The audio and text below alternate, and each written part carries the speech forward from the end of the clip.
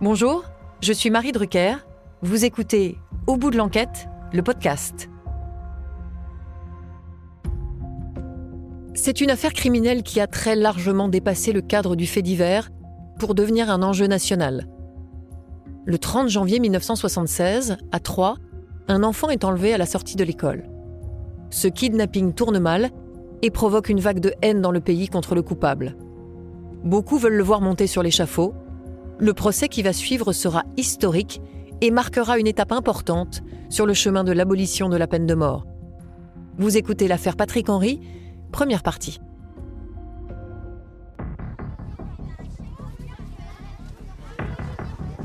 En janvier 1976, j'avais 7-8 ans. Je suis à l'école Saint-Pierre. Je suis un écolier comme tous les autres. Dominique Ménien, ami d'enfance de Philippe Bertrand. Il est midi, je sors de l'école Saint-Pierre avec Philippe. Et puis, on descend la rue des Terrasses puisqu'elle est en sens unique. On rejoint l'avenue Pierre-Brossolette. On fait ces quelques centaines de mètres ensemble avant que je le quitte devant l'école de la Visitation où il est censé aller chercher son petit frère pour aller après chez le fleuriste attendre son père qui doit venir le chercher pour aller déjeuner chez eux. C'est la dernière fois que je le vois.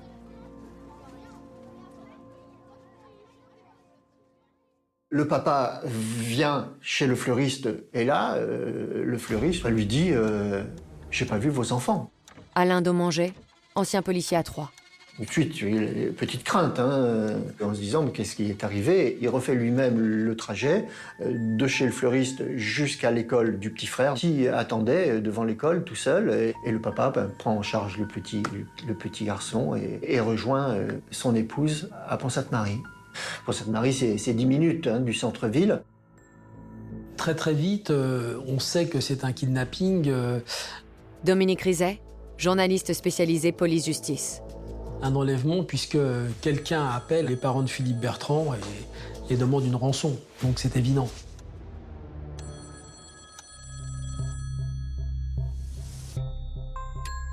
J'ai pris mes fonctions au commissariat de Troyes en juin 1975. Pendant un an, j'étais ce qu'on appelait inspecteur stagiaire. L'affaire m'a beaucoup touché puisque j'étais de permanence lorsqu'elle a éclaté. Des collègues gardiens de la paix de la salle de radio sont descendus et m'ont dit voilà, on vient d'avoir un appel. Une dame, Madame Bertrand, donc la mère du petit Philippe, a reçu un appel d'un homme, une seule voix, qui lui disait qu'ils avaient enlevé son enfant, qu'il ne fallait surtout pas prévenir la police et qu'ils allaient devoir payer une rançon d'1 million de francs pour pouvoir récupérer leur enfant. L'enlèvement a eu lieu sur le trajet entre la propre école du petit Philippe et celle de son petit frère. Je pense qu'il a fallu quelques dizaines de secondes avec sa naïveté d'enfant. Il s'est sûrement pas posé de questions. Il a fait confiance.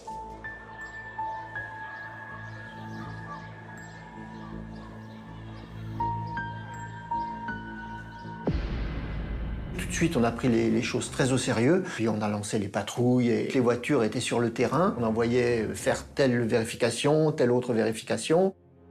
La grande priorité, c'est de retrouver l'enfant, vivant. On est allé sur le trajet qu'empruntait le petit Philippe entre son école et l'école de son frère.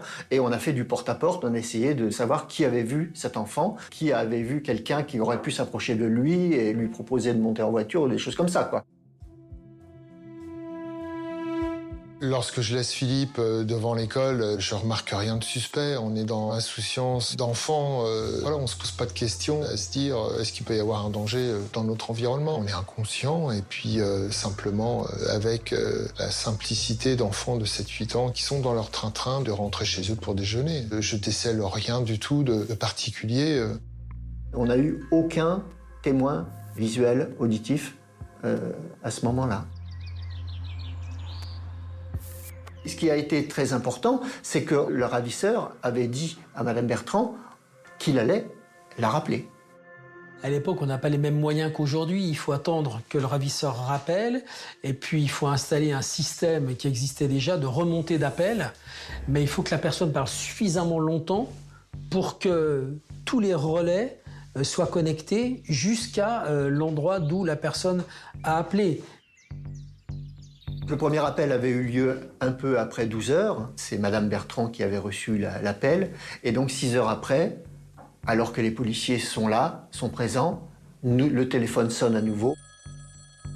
Et c'est Monsieur Bertrand qui décroche. Plus un mot dans la maison. On demande à Monsieur Bertrand de prolonger au maximum cette conversation jusqu'à temps qu'on puisse localiser l'endroit d'où provient l'appel. Monsieur Bertrand joue parfaitement son rôle puisqu'il arrive à maintenir la conversation pendant 18 minutes, ce qui est énorme, énorme. Mes collègues policiers et les techniciens des télécoms ont réussi à localiser l'appel. L'appel venait d'une cabine téléphonique.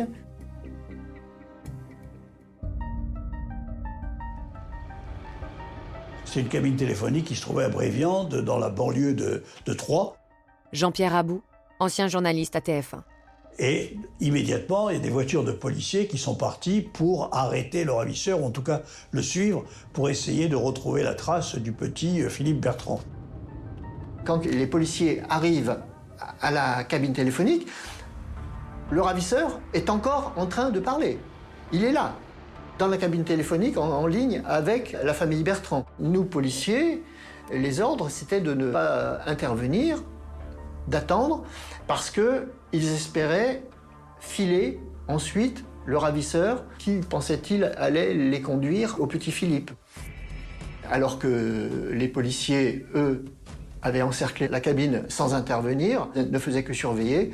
Tout d'un coup est arrivée une voiture de gendarmerie avec gyrophare et sirène. Bien sûr, le ravisseur a pris la fuite. Et donc les flics ont perdu la trace du ravisseur et il va se méfier parce qu'il sait maintenant qu'il est surveillé par la police. Donc l'enfant est en danger. Ça a pris une telle proportion qu'ils ont envoyé les fins limiers de Paris, l'OCRB, les gens du Quai des Orfèvres. Effectivement, les plus hauts policiers sont venus à Troyes pour cette affaire, parce que ça avait pris des proportions extraordinaires. Quand l'OCRB est arrivé, c'était la première fois à Troyes qu'on voyait les gens de l'OCRB. Là, on s'est dit, bon, là, il y a du beau monde qui est arrivé. Pellegrini, à l'époque, il est commissaire, il est numéro 2 de l'OCRB. C'est un géant. C'est un type très costaud, c'est un Corse. Et c'est Pellegrini, c'est Charles.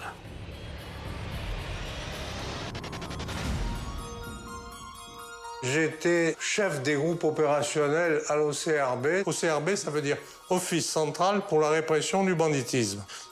Charles Pellegrini, ancien chef de l'OCRB. Nous étions concentrés sur notre compétence juridique, les rapts, rackets, hold-up et règlements de compte. Je me suis retrouvé dans la préfecture avec une grande salle de briefing. Et le préfet dit, Monsieur Pellegrini, faites-nous donc une critique, je me souviens de son terme, de ce que vous venez d'entendre. Cette histoire d'intervention d'estafette de gendarmerie, toute sirène hurlante. Il y a eu un bug, ça arrive, mais c'était un gros raté.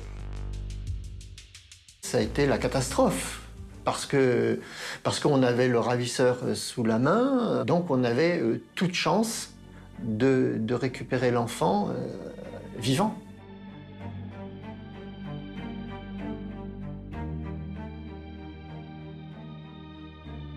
On entre dans une période de silence total.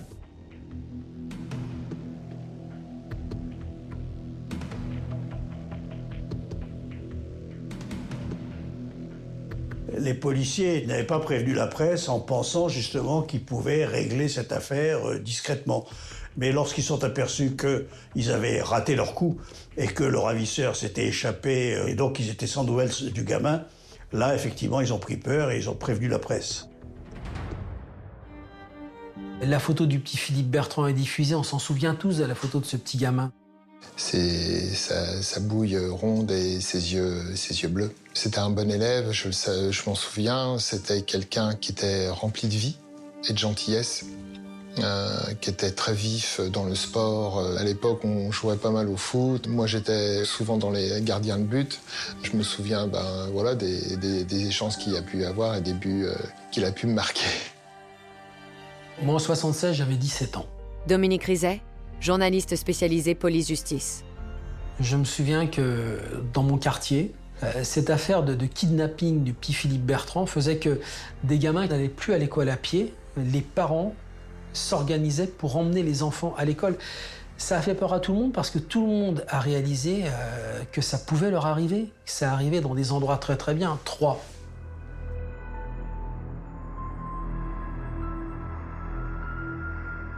Je pense que l'ambiance qui s'est installée après dans la ville, ça a créé une chape de plomb, de la peur. Le papa travaillait dans un bureau d'assurance qui lui-même appartenait au papa de Madame Bertrand, Monsieur Larcher, qui était une grosse boîte d'assurance, au moins au niveau régional. La fortune, c'est le grand-père Larcher, quoi. C'est pas une fortune colossale, mais enfin, c'était le riche de la région, quoi. Le ravisseur demande 1 million de francs. Bon, seule personne qui peut aller enlever le petit Philippe Bertrand, c'est quelqu'un qui sait que ses parents peuvent payer cette rançon. Et les policiers, après discussion, ils ont décidé que Monsieur et Madame Bertrand allaient prendre la parole, allaient lancer effectivement un appel sur les ondes, dans la presse, auprès des journalistes. Je suis la maman de Philippe. Je vous en supplie, rendez-le-moi. Ne nous laissez plus souffrir encore. Je me souviens de ça, je la regardais avec mes parents à la télévision. C'était mais vraiment déchirant. Toute la France était devant la télé. Et donc cette histoire, ça y est, elle est partie, c'est un feuilleton, ça va durer des jours et des jours. Tous les jours, on attendait des nouvelles. Qu'est-ce qui vient, le gosse? Qu'est-ce qu'on en a fait? Paul Lefebvre, chroniqueur judiciaire. Et c'est ça, ça avait un goût atroce, le silence. Il y a eu 10 jours de silence complet. Le 10 février, le ravisseur va envoyer un courrier à un prêtre de Pont-Sainte-Marie. Courrier dans lequel il a joint un des gants du petit Philippe pour bien prouver que c'est bien lui le ravisseur. Le curé, c'est le personnage idéal pour servir d'intermédiaire. Il est tenu par sa vocation secrète. Dans ce courrier, on dit à M. Bertrand, à tel moment, à telle heure, vous vous rendez à tel endroit. La rançon a été donc préparée et le père de petit Philippe Bertrand est parti seul, mais évidemment suivi à distance par les enquêteurs. Et là, quand M. Bertrand se rend sur place, il découvre un autre vêtement, un autre objet appartenant à son fils. Et avec un nouveau courrier qui lui dit, cette fois, rendez-vous à tel endroit. La fin de ce jeu de piste, c'était sur le parking de ce restaurant, La Mangeoire.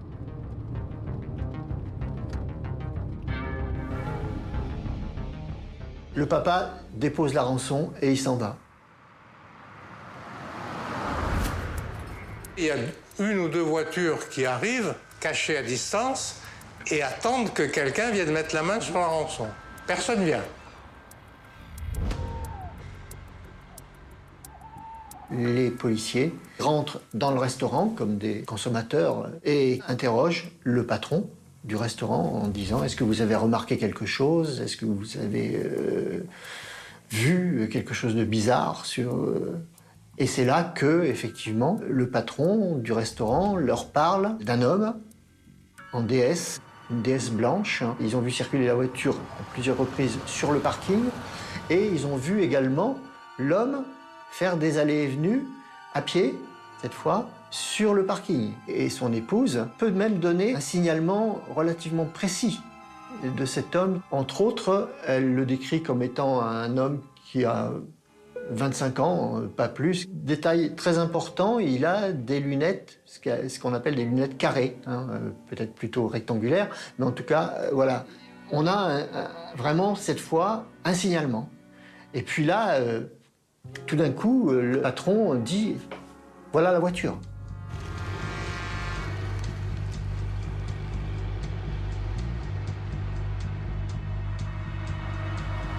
Et là, il s'enfuit en trombe. Les flics ont le réflexe quand même d'être derrière. La plaque d'immatriculation est relevée. Ils sont semés, mais là, ça déroule. Quand on a une plaque d'immatriculation, c'est très facile, évidemment. Il suffit de téléphoner à la préfecture. Immédiatement, on a su qui était le propriétaire de cette DS, à savoir Patrick Henry.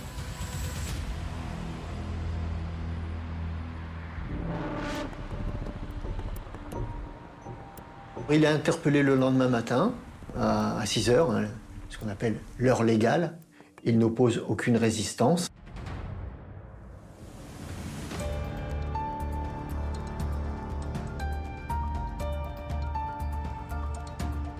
C'est pas moi qui ai mené l'interrogatoire de bout en bout. Je suis rentré plusieurs fois, évidemment, dans la pièce où il était interrogé. Il me fait une drôle d'impression. Il ressemble à rien. Patrick Henry a 21, 22 ans. Patrick Henry était un ami de la famille et connaissait le petit Philippe Bertrand. Il se défendait, mais pas farouchement. Pas des mecs qui montent dans les tours pour dire « mais c'est pas moi, mais vous vous rendez compte de ce que vous me dites, etc. » Pas du tout. Un jeune homme qui tourne autour d'un arbre où il y a une rançon, quand il fait un temps abominable, etc., c'est quand même un peu suspect, quoi. Il commençait à protester, disant « mais comment me faire ça à moi, que je suis un ami de la famille, etc. » Il était « bon, non, c'est pas moi, c'est une coïncidence. Je savais que j'aurais fait ça, etc. » Il y a tout un faisceau de présomption, des signalements, des témoins qui ont vu des choses, qui l'ont vu passer, se déplacer, faire des allers-retours, mais uniquement ça, rien de plus. Ça ne fait pas une preuve, mais ça renforce quand même une conviction. Et puis de toute façon, vous savez, la conviction des flics ou le flair, pour moi, ça ne peut être que lui. Charles Pellegrini était convaincu que c'était le coupable, quoi. Mais en même temps, il voulait que le coupable l'amène à l'enfant, parce qu'on espérait toujours à ce moment-là que l'enfant soit vivant. J'avais un enfant qui, à l'époque, avait l'âge de Philippe Bertrand. Et je pensais sans arrêt à ce père et à ce gosse. Pour Charles Pellegrini, c'est insupportable d'avoir un gamin d'une vingtaine d'années qui tient tête, qui refuse de dire la vérité. Il fait quand même preuve d'un sang-froid et d'une détermination diabolique. Le gars est solide. Le mec est là sous mes yeux et il dit rien et je vais laisser aller jusqu'au bout comme ça. Je vais pas le tuer, je vais pas le battre. Je vais juste le mettre dans des conditions psychologiques dont je pense qu'elles pourraient permettre un résultat. Et je le fais sortir de garde à vue.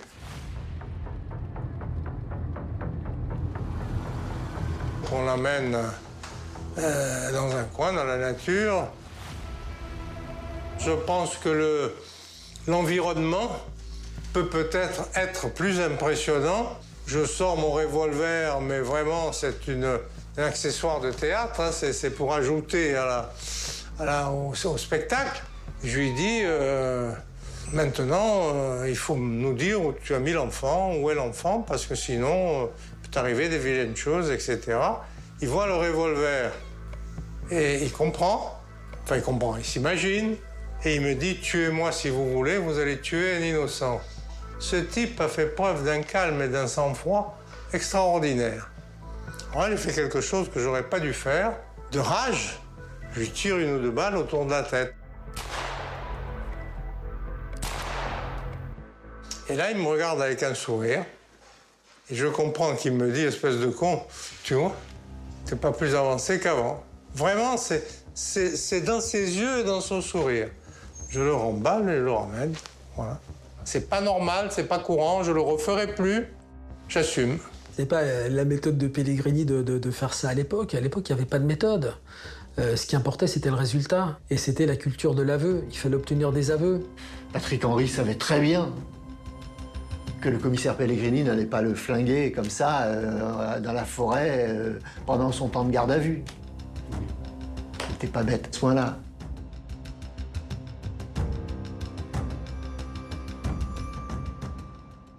À ce stade, malgré la manière forte utilisée par Charles Pellegrini, les enquêteurs n'ont pas assez d'éléments pour mettre en cause Patrick Henry.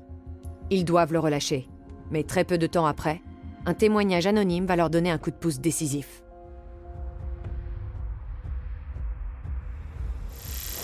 C'est quelqu'un qui frimait un petit peu quand il arrivait avec sa voiture, sa DS, avec ses lunettes Ray-Ban, et il aimait bien la presse parce que pour lui, les journalistes, les radios, la télévision, s'il pouvait être interviewé, il était content, quoi. C'est lui-même qui est venu pour nous dire c'est scandaleux, les policiers m'ont arrêté. Il était furieux de ce qui lui était arrivé. Comment, moi, un ami de la famille, m'avoir fait ça, m'avoir arrêté, etc. C'est lui qui nous a parlé.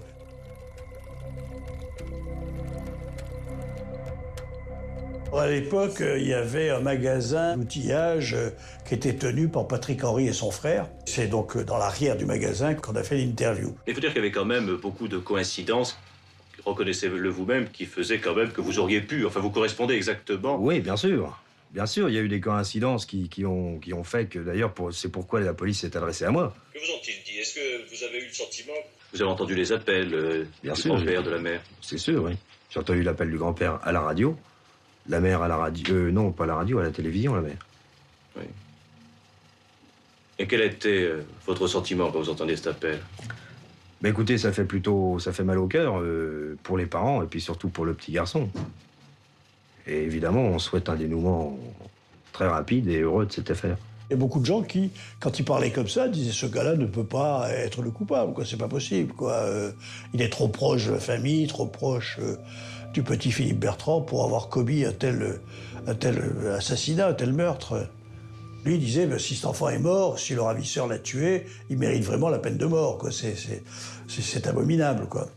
Je trouve que ceux qui ont fait ça, ce sont des salauds. Le garde des Sceaux, M. Le Canuet, disait il y a quelques jours qu'il était pour la peine de mort pour les rapts d'enfants. Est-ce que c'est aussi votre avis? Moi, je pense que c'est oui.